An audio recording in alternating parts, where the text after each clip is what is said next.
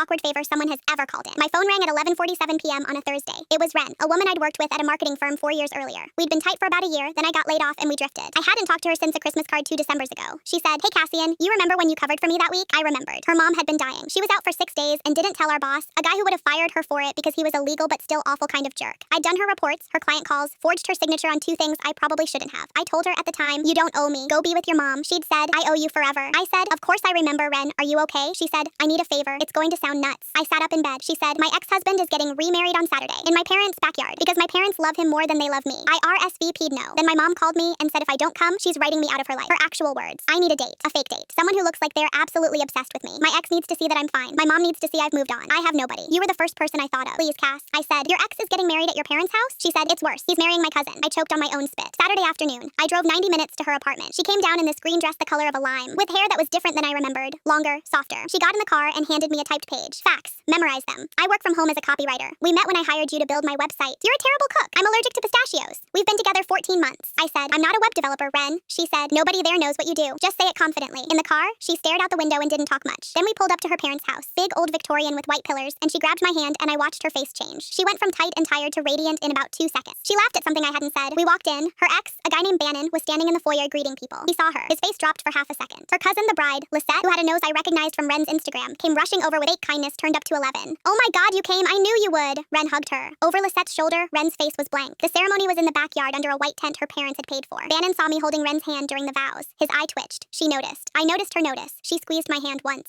Acknowledgement. At the reception, her mother cornered me by the bar. "And what do you do, Cassian?" I said, "I'm in marketing." Ren had materialized next to me. Her mother said, "Oh, like my Ren did before she went off and tried freelancing." She said freelancing like it was a disease. Ren laughed brightly and said, "I love freelancing, Mom. The hours are so much better for when I get to travel with Cass." Her mom's face pinched. It hit me halfway through dinner. I hadn't been thinking about my hand on the back of her chair. I was just doing it. She was leaning into it. We had this rhythm. I was watching her try to eat a piece of fish, and she was trying not to cry, and I knew without thinking to just put my leg against hers, under the table. She pressed back. During the father-daughter dance, Ren's dad danced with Lisette. I watched Ren watching that. I pulled her out to the dance floor for the next song, and I held her, and she cried into my shirt for about 90 seconds, and then she laughed and said, "Sorry, you smell nice. I got mascara on you." I said, "Ren." She said, "Don't." I said, "I just wanted to say I'm having a good time. Like, a real good time." She pulled away just enough to look at me. She said, "Cassian, please don't." We left before the cake cutting. On the drive home, I said, "I'm serious, Ren. Can I call you this week?" She said very quietly, "My cousin is marrying my ex because they started sleeping together while I was out of work taking care of my dying mother. My mom kept them together. She didn't tell me. For 2 years. I found out from a cousin who came in from Seattle. Do you understand why I don't trust anybody anymore?" I pulled over on the shoulder. I turned off the car. I said, "Ren, I was in love with you at the firm. I never said anything because you were married. I've thought about you every month since I got laid off. I didn't call because it felt weird. I am an idiot for not calling. Please let me take you to dinner. Not fake. Real. One time." She was quiet for a long, long time. She looked at me. She said, "Why,